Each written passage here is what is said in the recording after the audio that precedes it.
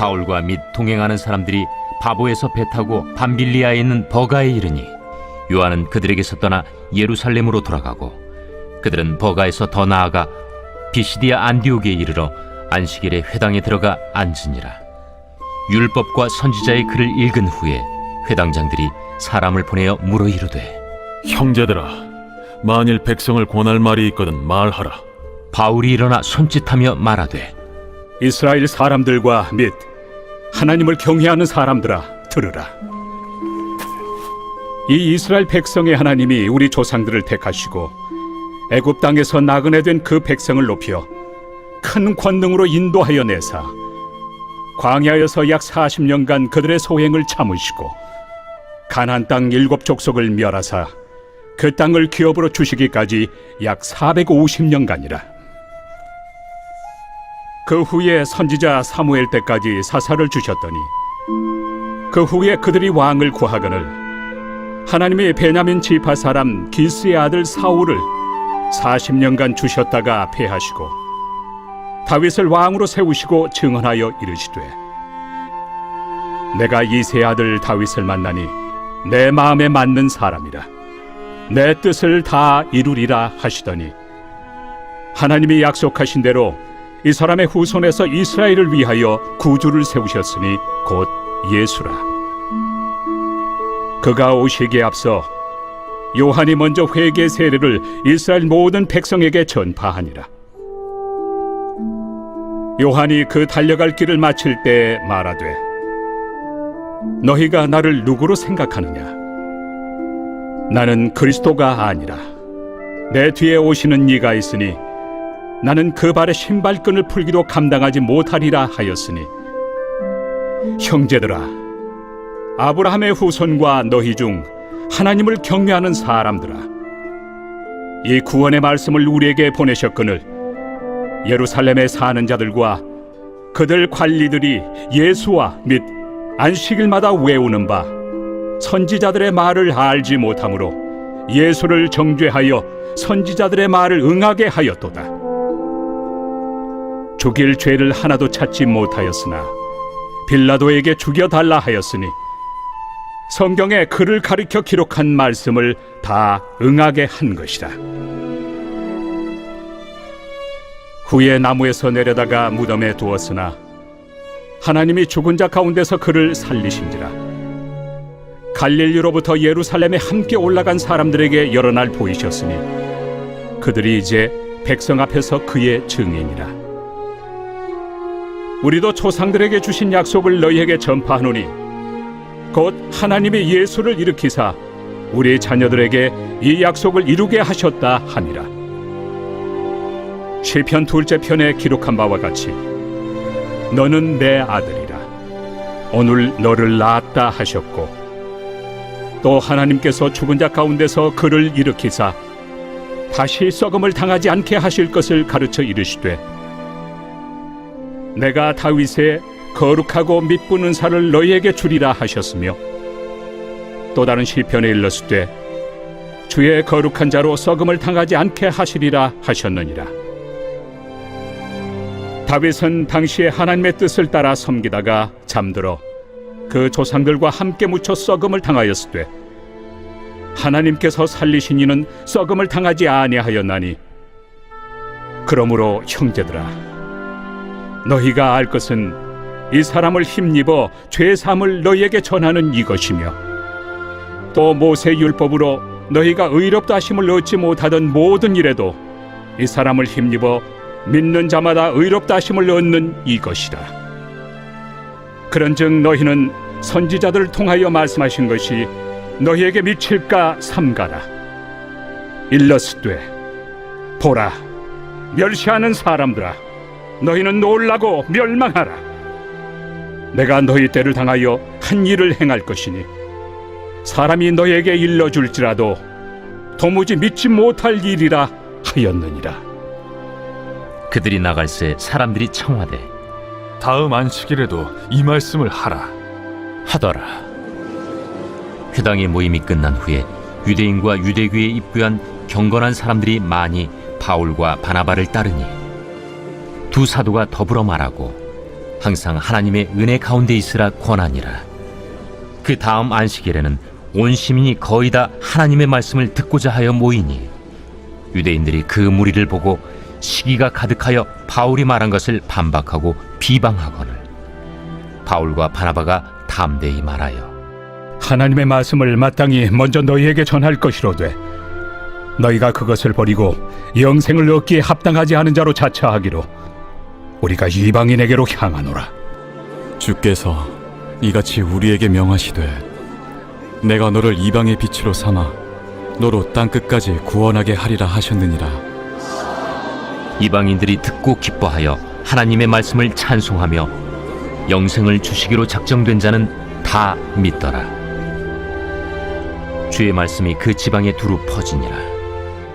이에 유대인들이 경건한 귀부인들과 그 신의 유력자들을 선동하여 바울과 바나바를 박해하게 하여 그 지역에서 쫓아내니 두 사람이 그들을 향하여 발에 티끌을 떨어버리고 이고니온으로 가거늘 제자들은 기쁨과 성령이 충만하니라.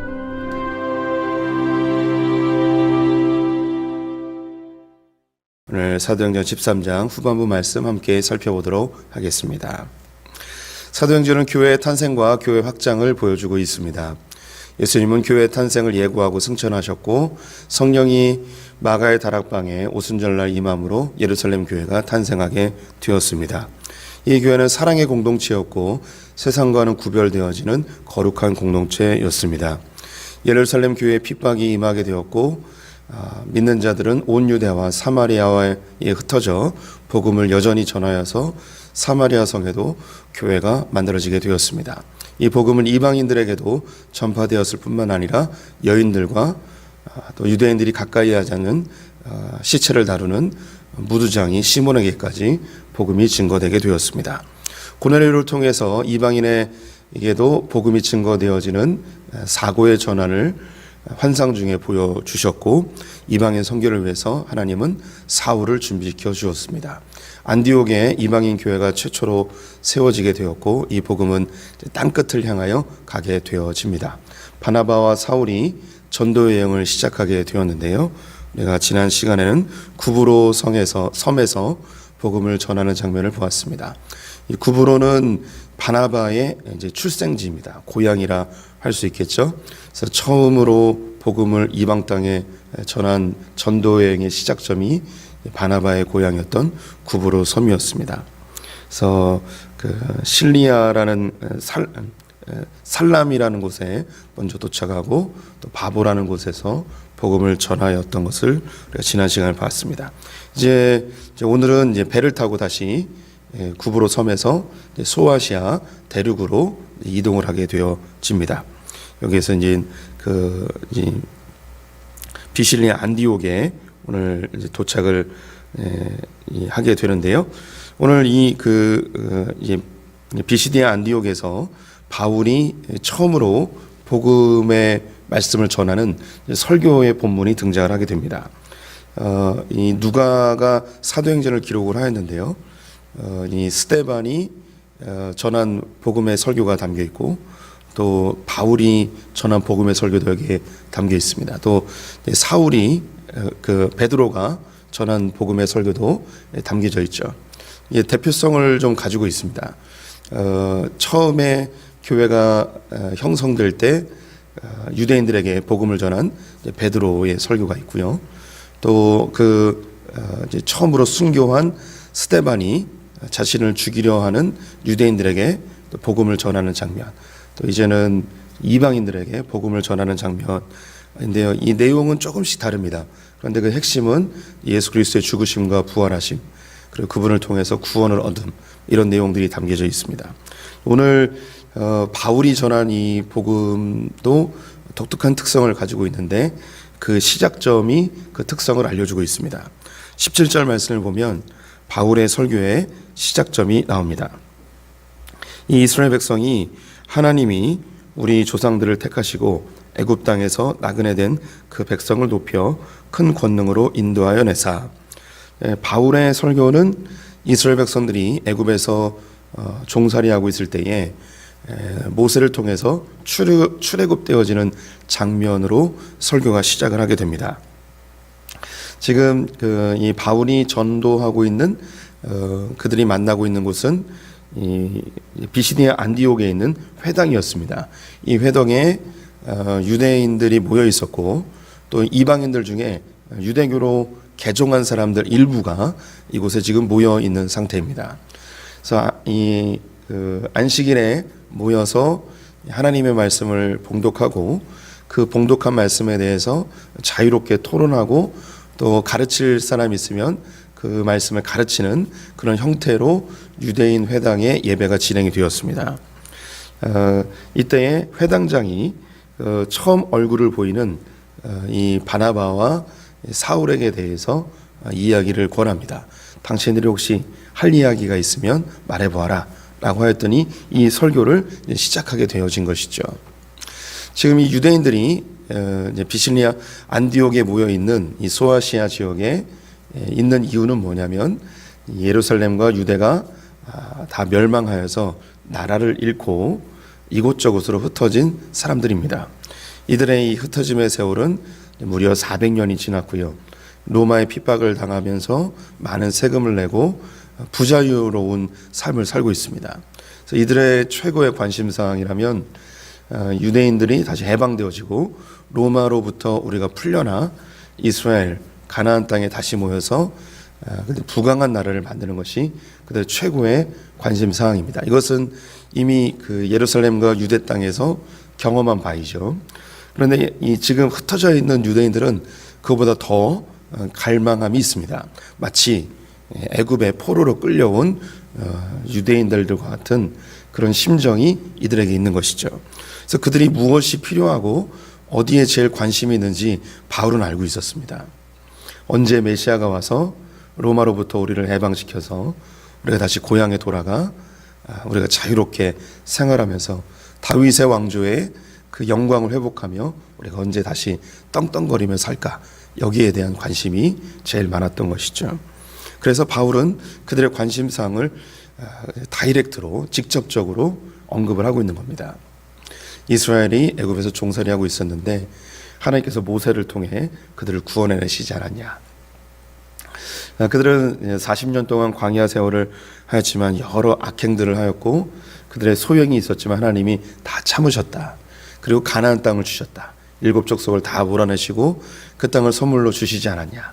근데 그곳에서 각자의 소견에 옳은 대로 행하여 하나님께서는 사사들을 보내서 그들을 지도해 주셨는데 사사를 그들은 거부하고 왕을 달라 하지 않았냐. 그래서 사울을 주지 않았냐. 사울은 하나님께서 40년 동안 세우셨다가 패하시고 다윗을 주지 않았냐. 하나님의 마음에 흡족한 자 다윗을 통해서 하나님의 하고자 하는 모든 약속을 이제 이루시기를 원하시는데 그 다윗의 후손 가운데 메시아가 날 것을 너희들도 알고 있지 않느냐. 그런데 그 메시아가 드디어 이제 출생하게 되었다. 그분이 누구신가? 요한이 그분에 대해서 이야기하지 않았는가? 너희들도 요한에 대해서 들어보았을 것이라. 그래서 나는 그의 신발끈도 풀기 어렵다. 나의 뒤에 오시는 이가 있는데 그분이 바로 메시아 그리스도다라고 지목하지 않았냐. 그런데 유대인들은 그 메시아 그리스도를 십자가에 못 박아 죽게 만들었고 그의 삶이 끝난 것 같았지만 놀랍게도 그분은 부활하셨고 그 부활의 증인들이 지금도 여전히 돌아다녀서 각지로 돌아다니며 복음을 증거하고 있지 않냐. 우리들도 바로 그 부활의 증인들이다. 그래서 이곳까지 와서 너희들에게 그 예수를 알려주고자 한다. 이야기하고 있습니다. 그러면서 이제 중요한 이야기를 하게 되는데요. 유대인들의 마음속에 왜 이 나라가 멸망했고 또 우리가 로마의 핍박을 당하며 사는가 이에 대한 깊은 고민이 있었습니다. 이것은 바벨론의 포로로 끌려갔을 때부터 고민하던 바였는데요. 그것은 그들이 말씀대로 율법대로 살지 않았기 때문이라는 결론이었습니다. 그래서 우리가 죄인이기 때문에 하나님께서 우리를 징계하셨다라고 생각을 한 것이죠. 그래서 바리새인들이 등장하게 되었습니다. 바리새인들은 하나님의 말씀을 완벽하게 지키면 이스라엘이 회복되고 다윗의 왕조가 다시 일어날 것이라는 확신을 갖고 있었습니다. 그래서 구약의 율법을 613가지로 규정하여서 이 율법을 완벽하게 지키면 이 나라가 회복될 것이다 라는 기대감과 또 열심을 갖고 있었던 사람들이 바리새인들이죠. 바리새인들이 유대인들을 그렇게 정죄하고 비판하였던 이유가 뭐냐면 자신들은 613가지의 율법을 완벽하게 지키는데 저 일반 이제 평민이라고 할 수 있는 유대인들이 율법을 잘 지키지 않는 거예요. 특히 세리나 창기나 다른 죄인들이 율법을 안 지키기 때문에 니놈들 때문에 이스라엘이 회복되지 않고 다윗의 왕조가 회복되지 않는다라는 그런 생각을 갖고 있어서 정죄를 많이 하였습니다. 그런데 이 가나안 땅에 살고 있는 유대인들은 그래도 말씀을 지키는데 그래도 환경이 조성이 돼 있었습니다.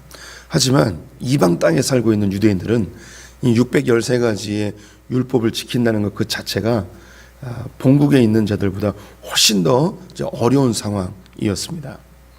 그래서 그들의 마음속에는 여전히 우리들 때문에 혹시 독립이 되지 않는 건 아닌가, 메시아가 안 오는 건 아닌가, 우리가 율법대로 살지 않아서 나라가 회복되지 않는 건 아닌가, 이런 죄책감이 아주 강력하게 그들 가운데 있었습니다. 그런데 오늘 바울이 하는 중요한 이야기 38절과 39절 말씀을 읽어보겠습니다. 그러므로 형제들아 너희가 알 것은 이 사람을 힘입어 죄 사함을 너희에게 전하는 이것이며 또 모세의 율법으로 너희가 의롭다 하심을 얻지 못하던 모든 일에도 이 사람을 힘입어 믿는 자마다 의롭다 하심을 얻는 이것이라. 너희들이 율법을 지켜보려고 무진장 애를 썼지만 이 율법을 지키는 것이 불가능하다는 것을 너희도 알고 있지 않는가. 그럼 이 나라를 회복시키고 너희들이 구원을 받고 죄의 문제를 해결하기 위해서는 율법으로는 불가능하다는 것을 너희도 이 이방 땅에 살면서 철저하게 느끼고 있지 않는가.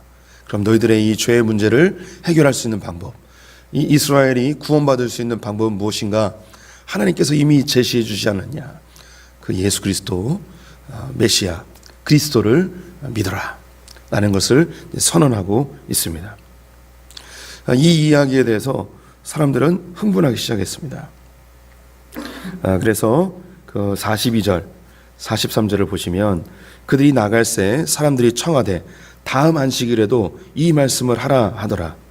회당의 모임이 끝난 후에 유대인과 유대교에 입교한 경건한 사람들이 많이 바울과 바나바를 따르니 두 사도가 더불어 말하고 항상 하나님의 은혜 가운데 있으라 권하니라.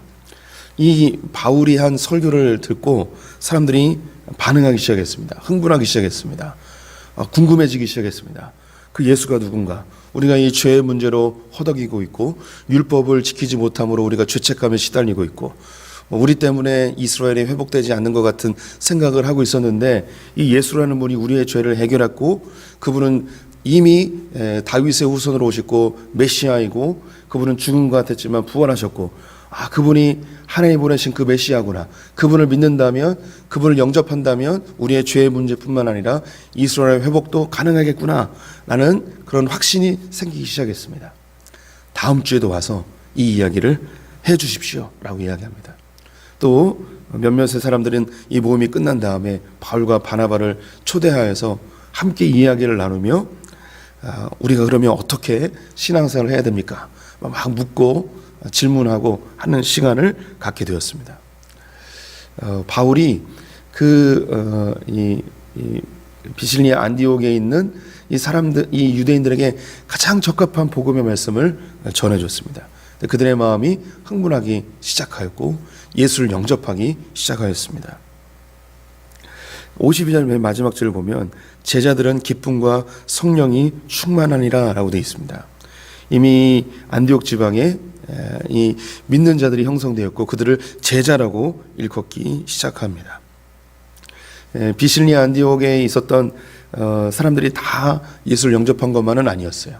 그들 가운데 유대인들은 사람들이 예수에게 관심을 갖는 모습을 보고 굉장히 분노하였고 이 바나바와 바울을 핍박하면서 내쫓게 되어졌습니다.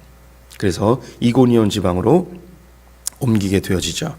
그래서 중요한 한 구절이 나오는데 48절 말씀을 보시면 이방인들이 듣고 기뻐하여 하나님의 말씀을 찬송하며 영생을 주시기로 작정된 자들은 다 믿더라. 누가 예수를 믿게 되었는가? 누가 제자가 되었는가?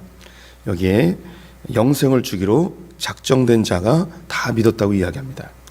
이번 주 설교 말씀하고 오늘 이 본문하고 너무나 잘 맞는 이제 본문인데요. 하나님께서 이스라엘을 선택하시고 사사들을 보내시고 다윗을 선택하시고 또 예수 그리스도를 보내시고 그리고 그 예수 그리스도를 믿는 자들도 또한 누구냐면 하나님께서 선택한 자들이 믿게 되어지는, 하나님께서 영생을 주기로 작정된 자들이 믿게 되어짐을 보게 됩니다. 그런데 그 작정된 자들에게 복음을 전하는 자는 누구냐면 바울과 바나바였습니다. 하나님은 이 선택된 자들을 통해서 하나님의 말씀을 전하게 하시고 또 다른 선택된 자들이 그 복음을 듣게 하고 또 그 선택된 자들이 또 복음을 전하게 하고 또 다른 선택된 자들이 또 믿게 되어지고 이러한 복음의 전달이 계속해서 이루어지는 거죠. 우리 성도님들도 주님의 선택된 자들로 예수를 믿게 되었었습니다. 또 우리에게 주어진 하나님의 명령, 주님께서 작정된 것은 바로 이 복음을 또 다른 자들에게 증거하는 것이죠. 오늘 그 22절 말씀 한 구절 더 읽어보겠습니다. 패하시고 다윗을 왕으로 세우시고 증언하여 이르시되 내가 이새의 아들 다윗을 만나니 내 마음에 맞는 사람이라 내 뜻을 다 이루리라 하시더니, 하나님께서 다윗을 선택하시고 그 마음에 아주 흡족해 하셨습니다. 흡족해 하신 이유는 뭐냐면 야, 이 다윗이 이스라엘을 잘 다스리겠구나, 이런 이유 때문에 좋아한 게 아니었어요. 하나님이 다윗을 보고 흡족하신 이유는 뭐냐면 내 뜻을 다 이룰 수 있겠구나라는 것입니다. 즉 하나님이 다윗을 통해서 하고자 하시는 일은 하나님의 뜻을 다윗을 통하여 백성들에게 전하는 것이었습니다. 하나님이 제자들을 선택하시고 바울을 선택하신 이유는 하나님의 뜻을 그들을 통하여서 전하기 위해서였습니다. 그럼 동일하게 우리 성도님들을 하나님께서 선택하신 이유, 우리를 영생을 주기로 작정하신 이유는 무엇인가? 바로 하나님의 뜻을 우리를 통하여서 전달하기 위해서입니다. 우리 성도님들에게 주어진 삶의 영역들이 있습니다. 우리 자녀들이 있을 수 있고 또 가족의 구성원들, 또 직장이나 또 내 이웃들이 있을 수 있습니다. 하나님께서 우리 성도님들을 주님의 자녀로 선택하신 이유는 하나님의 뜻을 전달하기 위해서입니다. 이 전달의 방법은 언어적인 전달도 있을 수 있고 비언어적인 전달도 될 수 있습니다. 우리를 그리스도의 향기로 혹은 편지로, 빛과 소금으로, 또 사람들이 미련하다고 생각하는 전도의 방법으로 여러 가지 방편이 될 수 있습니다. 그런데 분명한 것은 뭐냐면 사울은 버림받고 다윗은 하나님께 사용되었습니다. 그것은 하나님의 뜻을 이루었느냐, 이루지 못하였는가. 우리 성도님들은 다 증인으로 부름받은 자들입니다. 예수 그리스도를 경험하셨고 예수 그리스도의 살아계심을 알고 그분을 통해서 우리가 죄사함을 얻었고 그분 때문에 우리가 영생을 얻은 자들입니다. 우리 성도님들에게 주어진 중요한 분부가 있습니다. 결코 그 누구도 예외되지 않는 중요한 우리의 사명, 하나님의 뜻, 그것은 땅 끝까지 이르러 증인이 되는 것입니다. 우리 성도님들이 복음을 증거하는 삶, 증인의 삶, 지제의 삶을 결코 소홀히 여기지 마시기를 부탁을 드립니다. 우리가 언어적인 전도도 있을 수 있고 또 비언어적인 전도의 방법도 있을 수 있습니다. 또 내 가족의 구성원들 가운데 아직 예수를 모르는 자들이 있다면 우리 성도님들의 선행이나 언어나 또 교회로 초대하는 것이나 그 어떤 방편으로든 주의 복음을 증거하는 삶을 사시기를 권면을 드립니다. 함께 기도하겠습니다. 하나님, 우리는 주의 복음을 증거하는 자들로 부름받은 선택된 자들임을 고백합니다. 우리에게 성령을 주셨고 이 성령이 임하면 예루살렘과 온 유대와 사마리아와 땅끝까지 이르러 증인된 삶을 산다고 이미 약속하셨습니다. 하나님, 우리가 언어적인 영역이나 비언어적 영역에서 주의 복음을 전하는 자들 되게 하여 주시옵소서. 우리의 선행을 보고 예수를 알던, 우리의 입술의 선포를 통하여 예수를 알던, 우리가 주님의 뜻대로 사용되어지는 자들 되게 하여 주시옵소서. 또 우리를 통해서 또 다른 선택된 자들이 주님께 돌아오는 영광을 보길 간절히 소망합니다. 하나님, 우리가 제자로 부름받음, 증인으로 부름받은 이 사실을 결코 잊지 않게 하여 주시옵소서. 오늘 하루를 주님께 의탁드리며 예수님의 이름으로 기도드렸습니다. 아멘.